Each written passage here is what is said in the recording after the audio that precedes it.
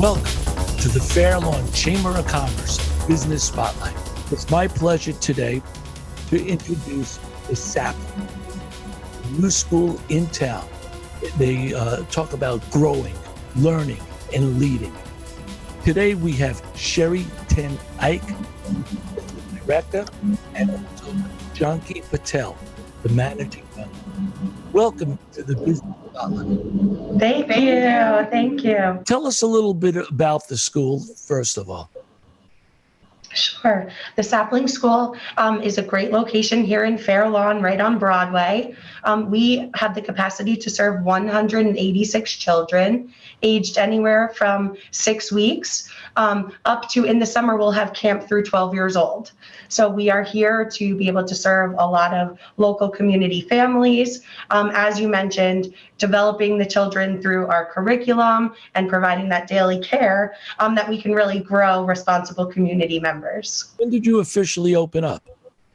We opened November 2nd of 2020, so not too long ago. Not too long ago, indeed. And were you always going to open at that time, or did you have plans to open earlier, and then we got into, obviously, the pandemic? So we actually had plans to open around when the pandemic began. Of course, that kind of delayed us a bit, but, everything happens for a reason, and we're here today, so we're excited. Right. I guess that might have given you a little extra prep time since it was a new a building you had to put together. Yes. So in a way, obviously, you want to open earlier, but it probably gave you a little bit extra time to make sure when you did have the grand opening that everything was really put into place. Yes. And so leading up to our grand opening this Saturday, 10 to 2 here at the site, the enrollment has been growing, which has been really nice because, as you mentioned, they had a little extra prep time here at the school. And then the teachers have been able to get into their classrooms and start developing the routines. And we're really ready to go and fill the center up. That's great. So what capacity are you going to be running the school at as you start out? Yeah, I think, like we mentioned, we're here to serve the community. So as we continue to learn the needs, we'll just keep running and developing programs to serve them. Right. And that's the really nice part of our brand new center here, that we have the environment to be able to do that. Right. But is there a capacity, a limit set by the CDC? Sure. So we can have up to 186 children. And then, of course, we're operating during high safety protocol time in our society. And so due to that, we do keep our group size to 15. You can see that Janki and I are wearing our masks here today. We engage all of those awesome preventative steps to keep our school safe. So we are screening children at the door and making sure that they're healthy before they enter the center. We have an awesome program that we use to communicate with parents with pictures and information throughout the day. Parents also have access from 9 to 5 here at the center for cameras to be able to observe their children in the classroom. And so it really allows us to be a center where partnership is key. That's fantastic. I remember when my kids were of that age, we sent them to a couple of schools. One was fantastic, but right before that, we sent to a school that we weren't that comfortable with. And I mean, my children are 26 and 23. So at that time, there was no monitoring allowed. Right. We were pretty worried about it. So I think that's a fantastic something that you offer to your parents so they're comfortable. Yes. They're probably not watching it all day. We'll go, oh, there's little Johnny, but just that sense of them being able to monitor their children. So they don't have to, so they might feel just a little bit more comfortable. I think that's a great thing. Like I said, also because we're owner operated, which is really nice. Our owners also own an original location in Kendall Park that's been operating for 11 years successfully. So really nice about our brand new center here in Fair Lawn is though we're brand new, we're operating on established and successful policies and procedures where families have come through the care successfully and learned and grown and developed, and now they lead, and that example gets to lead us here in Fair Lawn. So that's a great model that we're operating on. Right. So you mentioned the two owners. Sure. It says that they have a doctorate in pharmacy and then run a couple of businesses. So it's a different business as Yes. all that. What was their interest in getting a school like this together? So I guess you can't put a label on someone who loves children the way the owners do. I guess just seeing happy faces, this is the kind of environment where anyone who loves kids would just thrive in.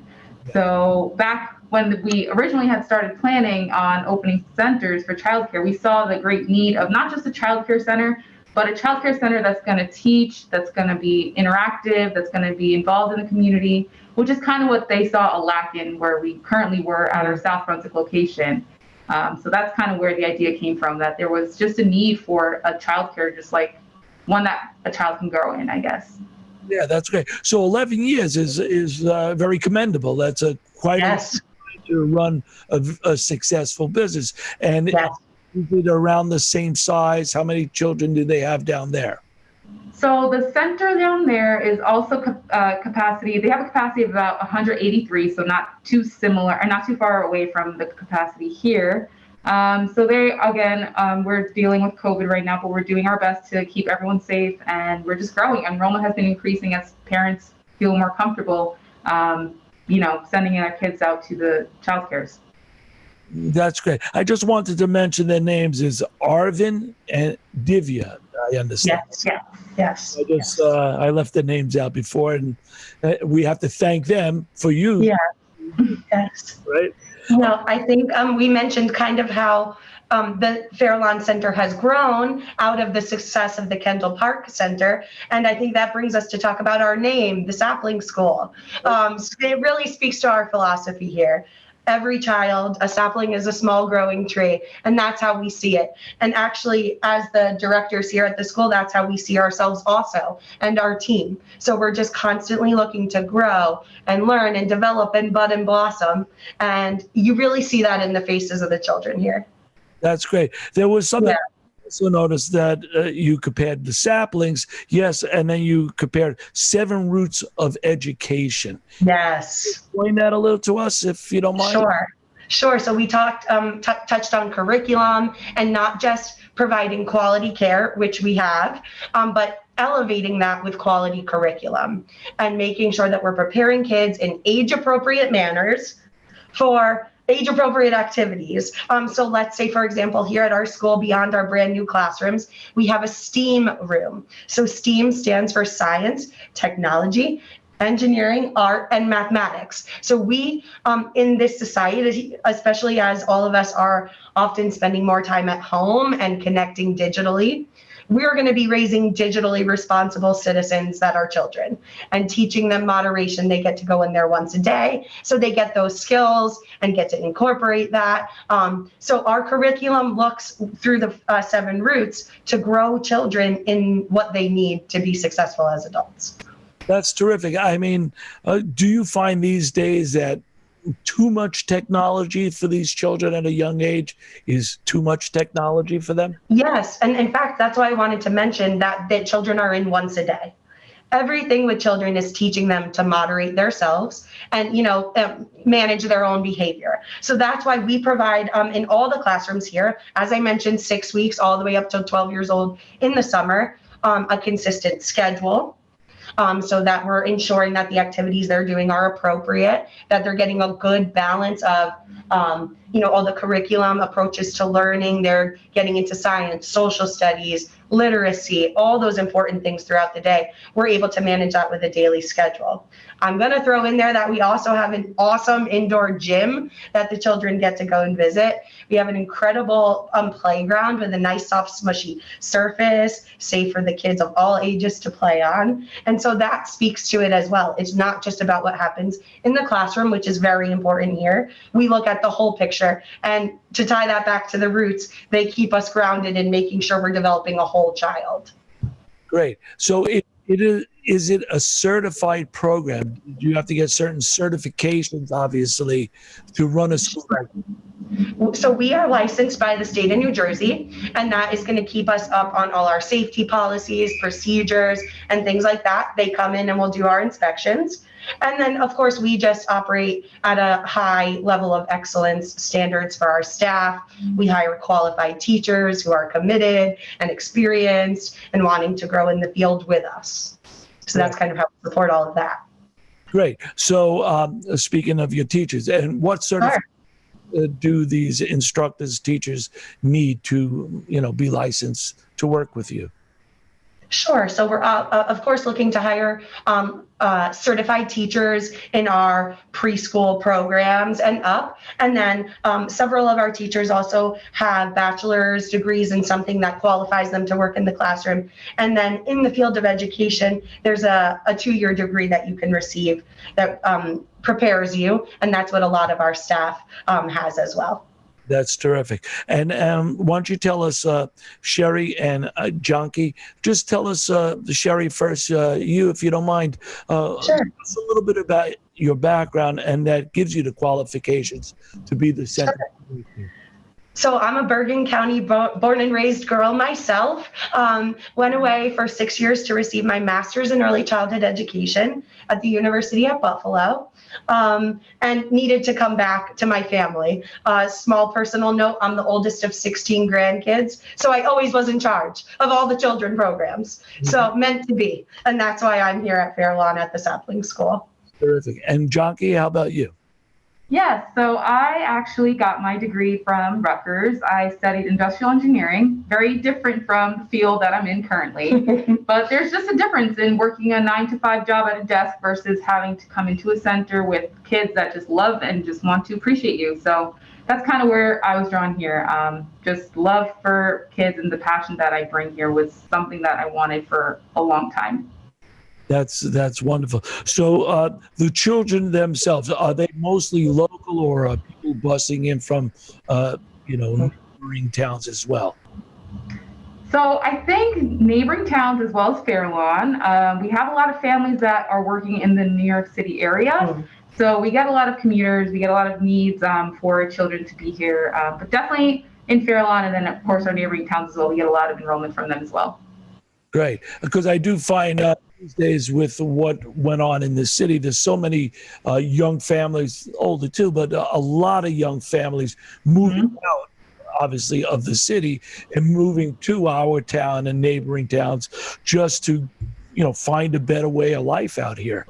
So yes. A lot of, students coming from, maybe New York and different areas.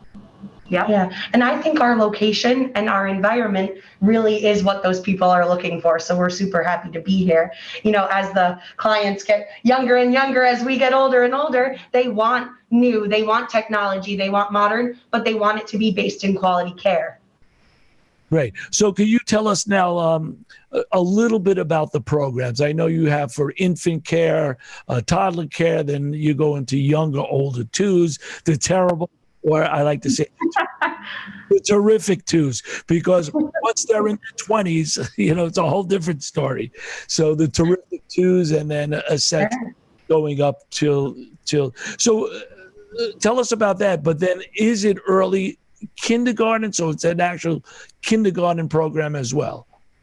So at this time, we are offering, like I mentioned, 6 weeks up to basically 6 years old in what is our child care program. And then, as I mentioned, in the summer, we can take up till 12 years old for camp.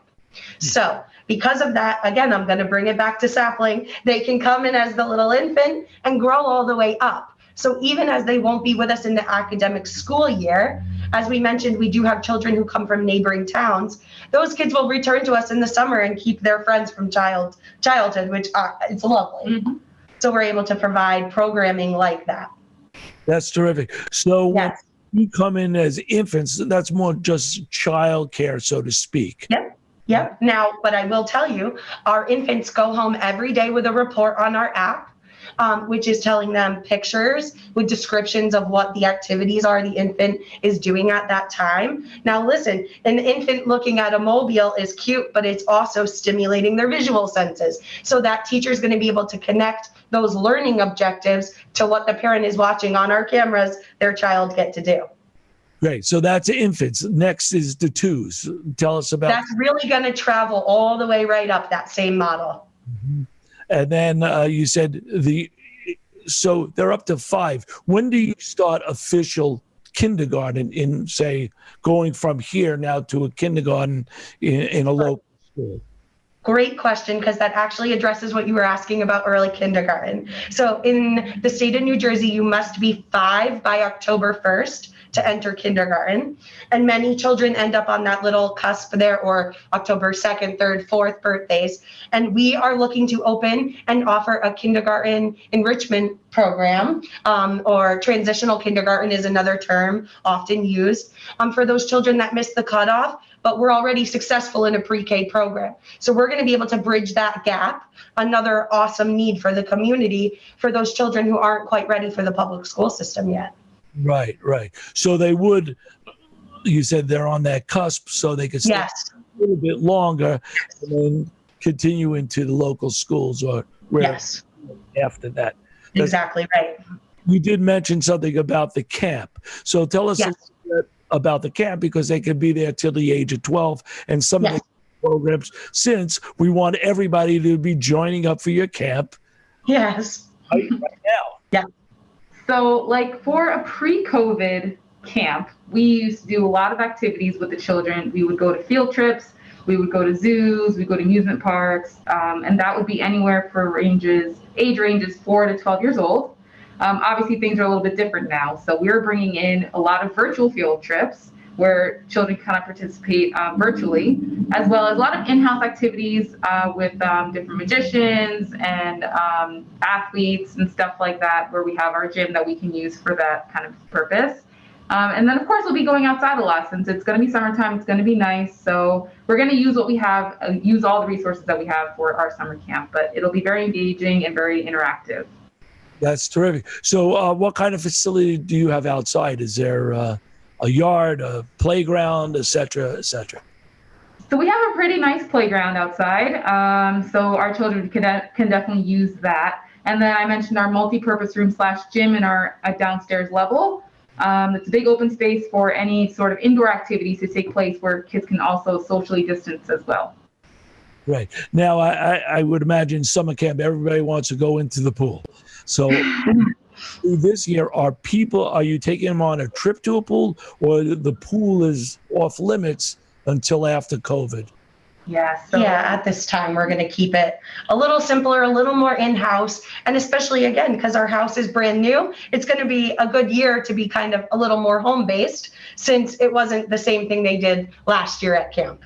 So we have water play days. We have water play that'll take place on our playground as well instead of a pool. So it'll be you still get a little wet and have some fun in that sense. Cool it off. Still splash them down. And what do they know? They just start laughing. They love it. Mm-hmm. So how many actual rooms do you have, classrooms or whatever you call them? Yeah. So we have 10 classrooms total. So we have,